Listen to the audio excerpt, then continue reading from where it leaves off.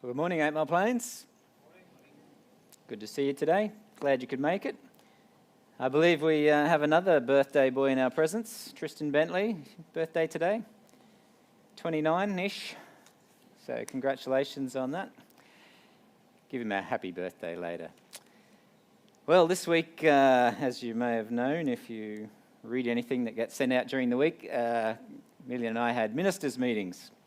And that meant we got to stay at the luxury Marucci Waterfront Camp and Conference Centre. Actually, it's more luxurious the further you look at it, as in the more distance you look at it. Up close, not so luxury. But, of course, it's all about the people that you mix with. And, of course, whenever there's ministers' meetings, the people you mix with is very important, particularly when it comes to who you're rooming with. Because as I shared last year, it can be not so pleasant if you have a snorer in your midst. So I was privileged to have Miljan Popovic as my roommate. So I knew I was in safe hands. I didn't need to worry about snoring. But of course, when you room with someone, you get to know them better at a deeper level.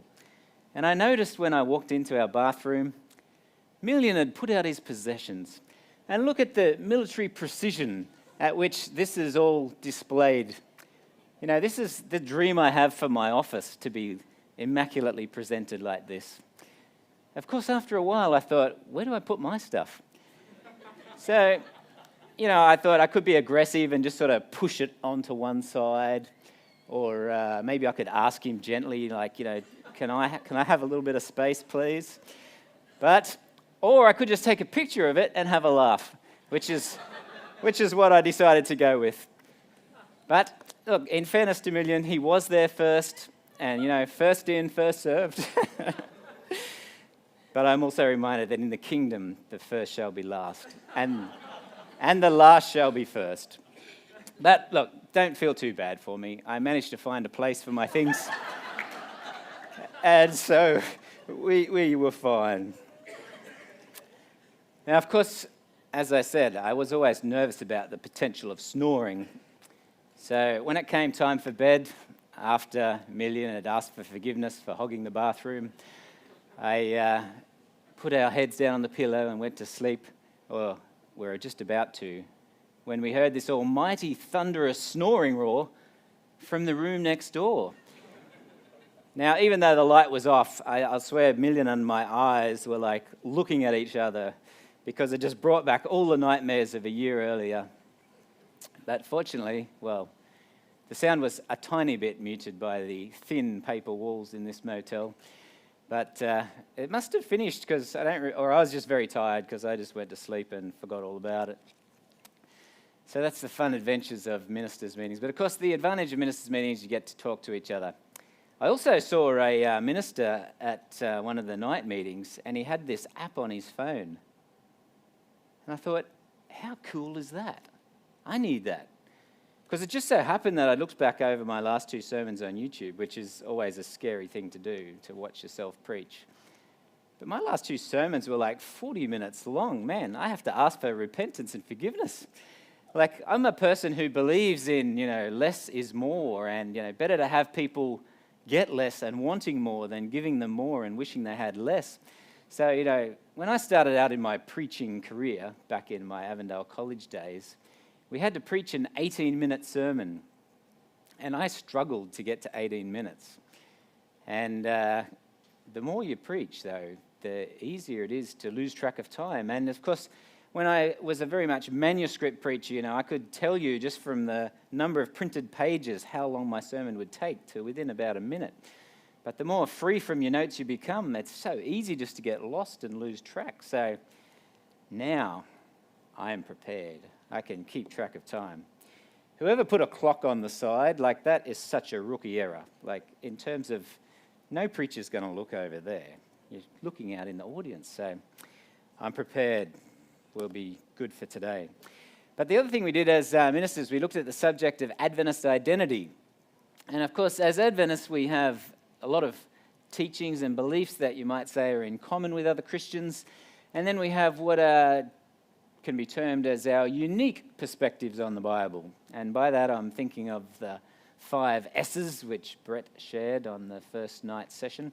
I have seen some Adventist pastors try to push it out to 7 distinctive S's, but some of those extra S's aren't quite that distinctive. But anyway, by distinctives, I'm talking about second coming, and of course the Adventist, as the name says, early Adventists had a passion for the second coming and to be ready and to help other people be ready. Then, of course, the Sabbath is probably the most popular or well-known distinctive teaching of the Seventh-day Adventist Church, and that also appears in our name. Then our understanding of the sanctuary, which of course grew out of our 1844 experience.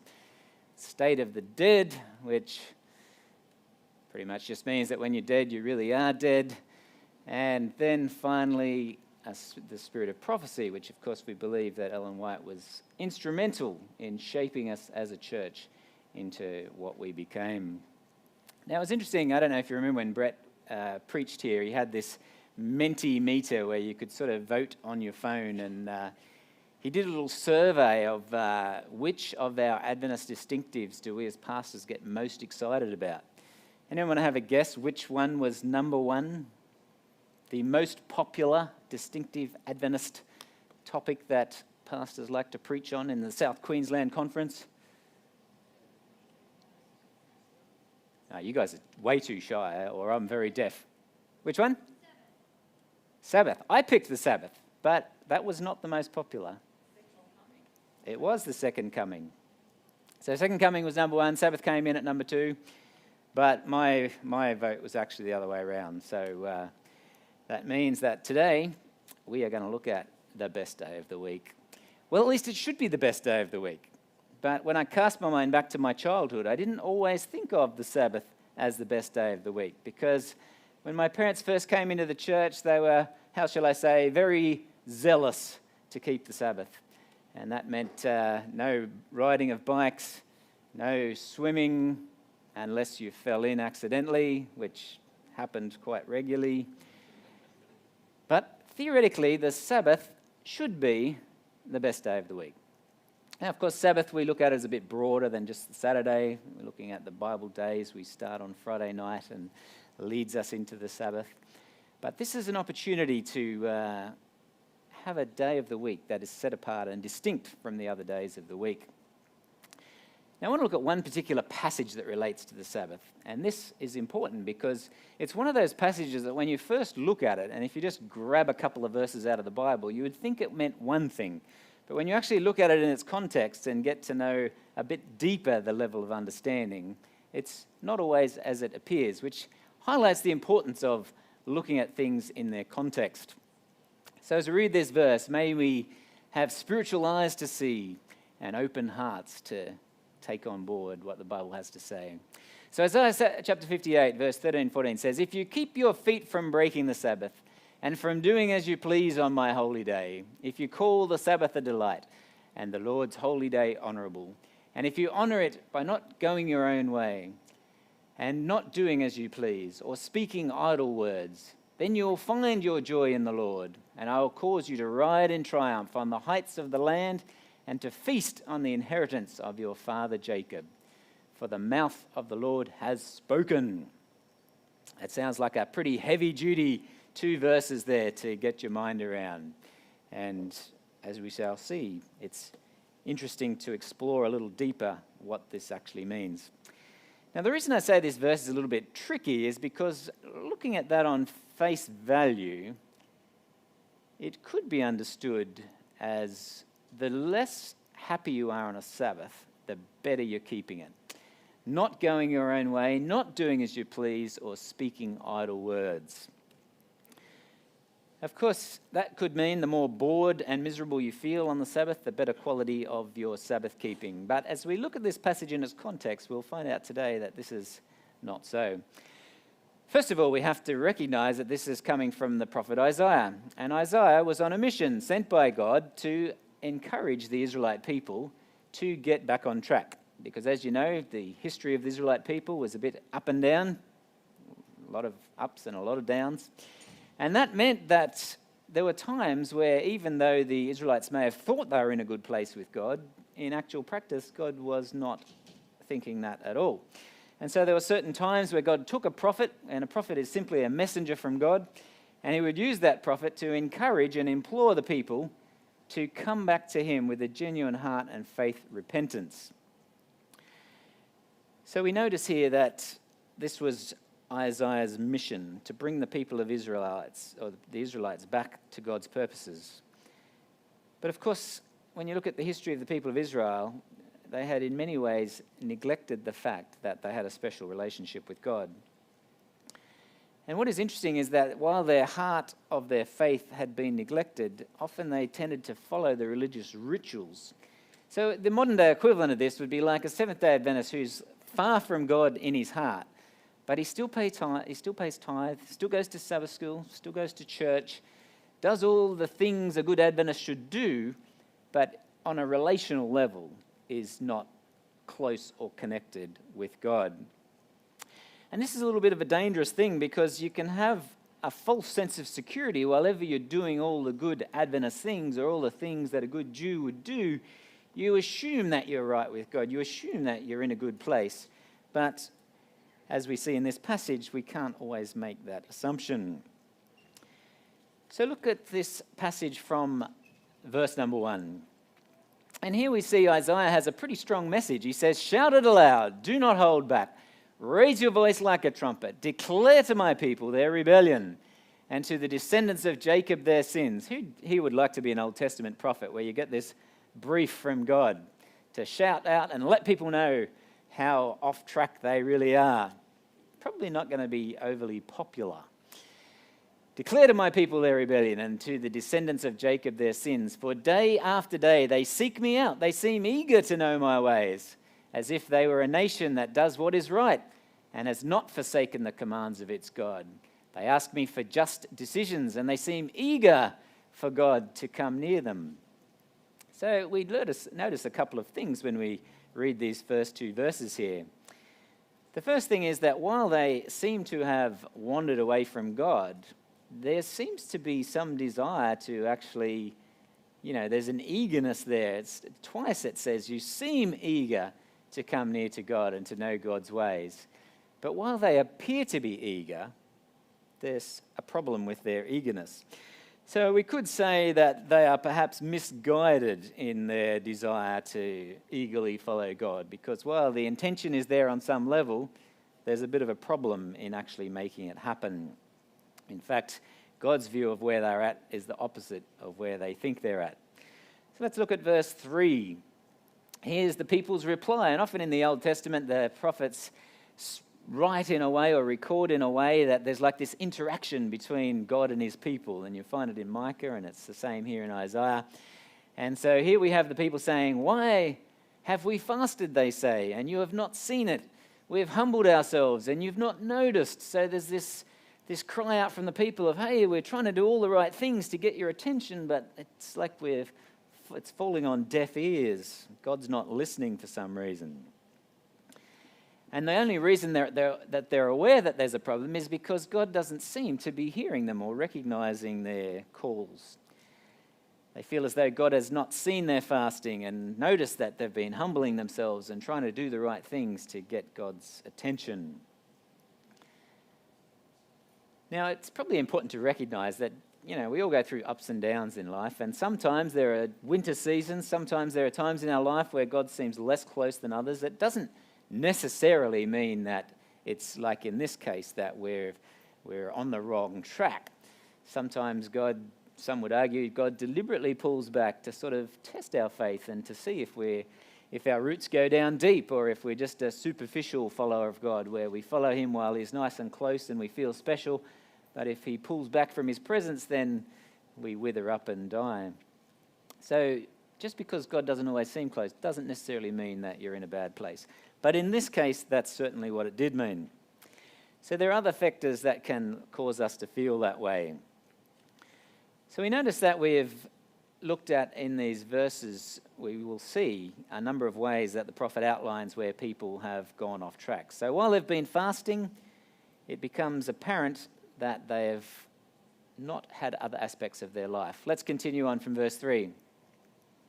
Yet on the day of your fasting, you do as you please. Now notice that phrase, you do as you please, and exploit all your workers.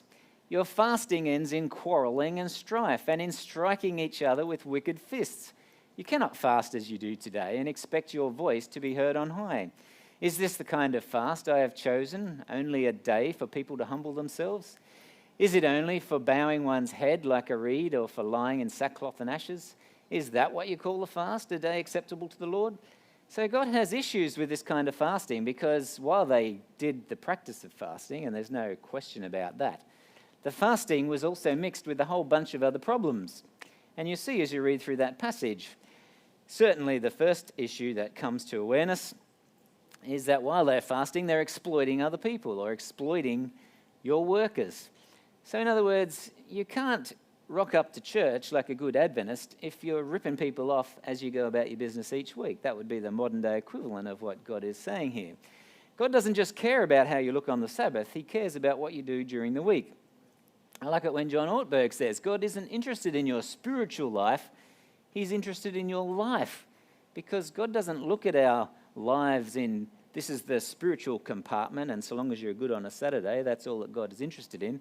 In fact, I dare say how you act during the week is a far better barometer of your Christian experience than what you might look like when you're here at church, smiling beautifully back at me. So really, God cares about what happens during the day. He cares about the concerns of your week as you find yourself going through the week. So while they're fasting, they're also ripping off their workers. And in this context, doing as you please was not so much just doing what you want. It's in fact doing the opposite of what God wants. It's doing the opposite of treating people well. It's ripping people off and treating them badly. So obviously, exploiting your workers is not an acceptable practice for a follower of God. Perhaps the Israelites thought that since they were the special chosen people of God, that he would overlook those kind of things. But God is interested in the world of business and finance when it comes to how his followers conduct themselves. Exactly how these workers were being exploited, we don't actually know. It's not apparent in the text. But commentators have suggested a number of things, such as maybe overworking them, underpaying them, speaking badly to them, perhaps even forcing them to work on the Sabbath. But the same root word here that is used for this exploitation is the same word that is used to describe the situation that the Israelites found themselves in while they were slaves in Egypt. So it's kind of ironic that those who'd experienced slavery and mistreatment and being exploited would years later come to be the exploiters themselves, even though they knew what it was to experience freedom from slavery. It's also apparent that the fasting that these people thought would be seen by God as an act of humility and dedication to God, instead of fostering a spirit of love and devotion to God and man, it seems to produce the opposite reaction. In verse 4, it says that they're actually arguing with and fighting with each other, even to the point of a bit of fisticuffs, as they would say in the old language, or the olden day expression. So in contrast to the intent of fasting, which was to produce humility and a close connection with God, it seems like their fasting has just made them all irritable and cranky, and that's affected the way that they've treated each other. Also interesting is the fact that fasting is something that the Jews didn't do on the Sabbath, because the Sabbath was intended to be a day of joy and delight. And I noticed this when I went to Jerusalem back in the olden days when you're allowed to travel to other countries. And experiencing a Sabbath in Jerusalem is like there's a buzz on Friday night. There's an energy and an excitement that I didn't have in my childhood growing up as an Adventist. It's actually quite cool to watch and very cool to be a part of. And so I want to challenge you today, when you think about your Sabbath, do you enter the Sabbath hours with a sense of enthusiasm and excitement? Or is it just thank God it's Friday and I crash and I'm exhausted? Of course, we probably relate to that a bit in the modern day. But the thing is, when it comes to the Sabbath, we have to ask ourselves, what kind of atmosphere do we think of when we think of this Sabbath context? Of course, we notice also that as we read on that in verse 6 and 7, that God continues. He said, "Is it not this the kind of fasting I have chosen? To loose the chains of injustice, to untie the cords of the yoke, to set the oppressed free, to break every yoke? Is it not to share your food with the hungry, to provide the poor wanderer with shelter? When you see the naked, to clothe them and not to turn away from your own flesh and blood? And presumably that means to care for your relatives when it talks about looking after your own flesh and blood. So in contrast to this idea that was being expressed in the verses before of a more self-focused concern for being right with God in fasting and doing things to get God's attention, God is saying that true worship here is characterized by a loving service for the needy. It's freedom from oppression and injustice, sharing and generosity. So as one author said, true fasting in this context is not simply to go without food for set days, but to adopt a lifestyle in which self-indulgence and greed are totally given up and replaced by generosity to the poor. So if there's any day of the week that we should be challenged in our priorities and what it means to live out the Christian life, the Sabbath is the one day when we have hopefully an opportunity to pull out some time of the busyness of the week and to reflect on what it means to be a follower of God. And certainly in this passage in Isaiah, God is quick to describe what a true follower of God looks like. And it's not so much a selfish, what I want to get out of the Sabbath. It's an other focus on other people and how we can share the blessing of the Sabbath so that other people experience freedom and peace and joy that comes as we experience the full concept of the Sabbath. Following on in verse 8, God promises us the full joy of the Sabbath if we experience it and treat it as a way to look out for others. He continues, then your light will break forth like the dawn, and your healing will quickly appear. Then your righteousness will go before you, and the glory of the Lord will be your rear guard. Then you will call, and the Lord will answer. You will cry for help, and he will say, here I am. But notice there's a conditional element to this. It says, if you do away with the yoke of oppression, with the pointing finger and malicious talk, and if you spend yourselves in behalf of the hungry and satisfy the needs of the oppressed, then your light will rise in the darkness and your night will become like noonday. So there's sort of a bit of a carrot and a stick here in this passage. You know, there's the, hey, you guys, you're totally off the track, which is sort of the stick, and the harsh words. And then there's the, hey, you know, there's so much of a better reality.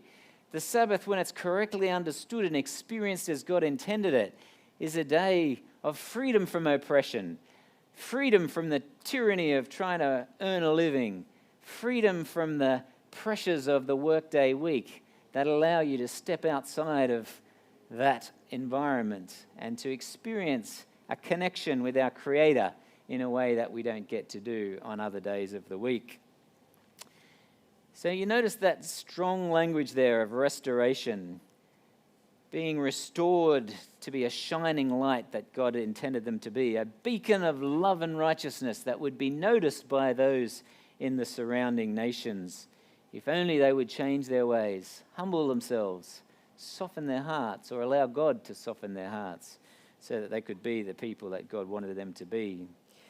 Notice at the end of verse 4, at the end of verse 9 there, it gives another hint regarding the people's sin. It involved malicious talk and finger pointing. And generally when someone's talking to you and pointing the finger, it's not usually out of love. So there's some strong words happening here. Beware of the pointed finger. Apparently it was an insulting gesture back then.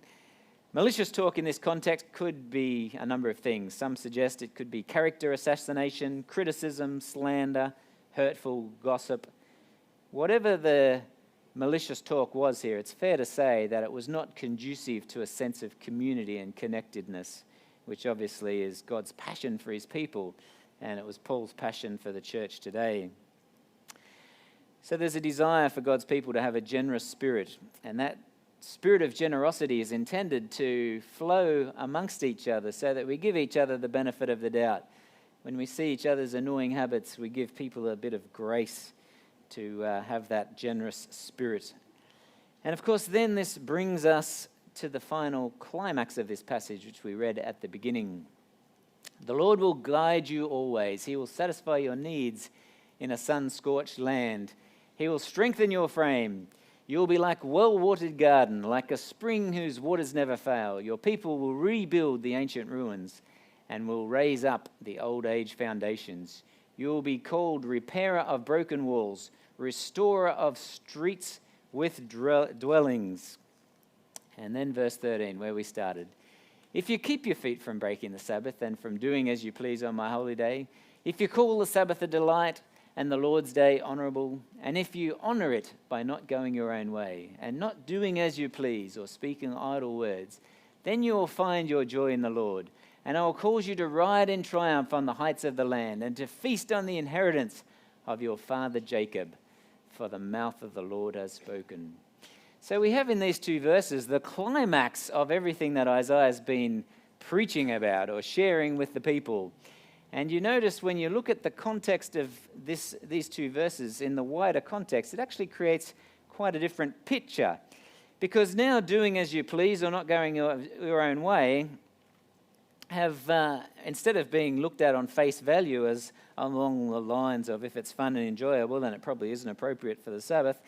Rather, instead, they're seen as things that relate to injustice, ripping people off, treating people badly, speaking badly of other people. These are the things that it's talking about when it says of not going your own way, not doing as you please, or speaking idle words. Pleasure in itself is a God-given gift. It's something that God gave us to enjoy, and it's okay to enjoy pleasure on the Sabbath. Heck, God made us to enjoy it. One commentator has written in regard to this passage, he said, it is a gross misunderstanding to interpret as though the words meant avoiding that which is pleasant, and to conclude from this that the prophet's only concern is that the Sabbath should not be a day of pleasure, but of gloom. And yet sometimes as Adventists we've been so worried about trying not to break the Sabbath that it can become a day of gloom. And of course when you think of Jesus' interactions in the Bible, there was a group of people that Jesus had an issue with because the way they kept the Sabbath had robbed it of its richness and its meaning and its purpose and made it a day of hardship and challenge and gloom. But this is not what God was in the business of. And certainly Jesus tried to make clear that the Sabbath was... Lucky that remote's pretty strong. The Sabbath was made for man, not man for the Sabbath. In other words, it's designed for our benefit, our blessing, our enjoyment, not for something that is designed to restrict us and burden us and become a day that we don't look forward to. So doing your own thing in the context of this passage has to do with what pleases your evil heart as opposed to what pleases God. And as we've read in the passage, even though there was religious practices that seemed to put the people on the right track, the fasting was not impressive to God because the fasting was also accompanied by a whole lot of wrongdoing and mistreating of your fellow man. So we see here that the Sabbath is designed by God to be a day of enjoyment.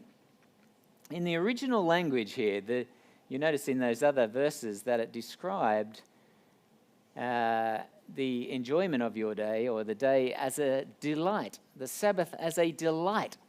So if your Sabbath is miserable and gloomy, it's obviously not a delight. So whatever not doing your own thing or not doing as you please and not going your own way means, it is the opposite of delight, because delight is what the Sabbath is intended to be. And when it comes to the original language, the word there for delight might be expressed as exquisite delight. This is a word that's used elsewhere to describe heaven, luxury, romantic love, and even food. So a modern translation might say, true Sabbath keeping should be like chocolate, Lindt chocolate, exquisite delight. Actually, I've gone off Lindt a bit. I used to love it, but it's a bit sickly now. But think of whatever food you can think of that you would describe as exquisite delight. A mango could be described as exquisite delight. Pick your choice of food. Romantic love. How appropriate to Valentine's Day weekend that we should think of romantic love as exquisite delight. May your Sabbath be an exquisite delight. Of course, we notice that speaking idle words, now some Adventists think, well, speaking idle words, that's like talking about the concerns of the week during the Sabbath. We shouldn't talk about that. But in reality, just like we can't divide our lives up into a simplistic spiritual dimension and an earthly dimension. Sometimes Christians have tried to have this, sacred and the secular, where you kind of split the two up. You do certain things on one day that you don't do on the other. But, if it's not right to do before God on his special day, maybe it's not a good thing to do during the week either. So we have this concept of thinking about what it means to keep the Sabbath.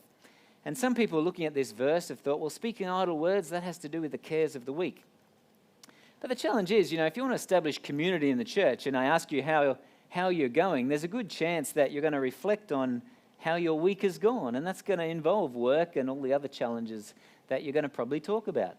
And I don't believe that's a bad thing at all, because if you really want to know how someone's going, that means the ups and the downs and the challenges that they're experiencing during the week. It's how we care for each other and learn about what each other's doing. Of course, even better is that we don't just see each other on a Saturday, but we have interaction during the week as well. So the Sabbath is a day to remind us of the grace of God. It's a day that reminds us that we can't work ourselves into being a good Christian. We can't fast. We can't pay tithe. We can't keep the Sabbath in a certain way that is going to earn God's favor. All we can do is come humbly to the foot of the cross and to recognize our need of God's grace. And the Sabbath is a great reminder of reminding ourselves that we can't work our way to heaven. We are here by the grace of God. And of course, what better day to stop our weekly concerns of money and possessions and to find ourselves in a situation where the Sabbath is a blessing, where we can step out of the busyness of the rush of the week and we can enjoy the pleasure of interacting with people. But there's even a catch to Seventh-day Adventists today, because we can actually keep the Sabbath in a way that's pretty selfish when you think about it. If the Sabbath is a day where we go to church, not just any church, but we pick a church that we like and we go there and we sort of rate how good it is, to whether it meets our expectations. If we come to church with this sort of attitude of expectation of entertain me, wow me, I'm here to get a blessing. I only got a mediocre blessing this week. It wasn't that good. If we come to church with a selfish mindset or a selfish attitude, and we only look out for our friends at church and we chat to our friends, and then maybe we invite them home for lunch, but we don't extend our blessing beyond the boundaries of our network, if we don't look past our circle of friends, then there's a danger that we too can be keeping the Sabbath, much like Jesus or God was criticizing the Israelites in this message here from Isaiah. Now, of course, it's not to say you can't mix with your friends, of course, but it's about looking at ways we can extend the Sabbath blessing beyond just ourselves and our friendship network, and how we can share that blessing with others. Maybe it means meeting someone for the first time that we see at church. Maybe it means not so much rating my Sabbath experience based on how blessed I was, but looking at it in the opposite sense of how can I bless someone else on this Sabbath day? How can I show love and compassion to someone else who's here at church, or maybe for the first time, whatever it might be? How can I extend my network by inviting someone else to experience the hospitality in my home that I don't know so well, or that is new to the church? The Sabbath ultimately is not a day for our selfish interests. It's a day for our spiritual interests. And by spiritual interests, I mean the day when we consider the Sabbath day from the perspective of Jesus. And if anyone fought hard to show what the Sabbath was all about, you look at the controversy Jesus attracted when he tried to show the Pharisees and the religious leaders what it really meant to keep the Sabbath. He copped a lot of flack. It would have just been so much easier for Jesus to say, look, I could heal you, but it's going to cause a bit of drama, so you come back tomorrow and I'll sort you out then. But Jesus deliberately didn't do that because he wanted to show us what the Sabbath was all about. And it's not about us, it's about others. And it's about showing others, helping them to encounter the grace of God, helping them to encounter the freedom that comes from not just working like a slave all week and all weekend, but having a time where you pull back from the busyness, step out of some of the things that consume us during the week, and have time for the things that matter in life and are really important.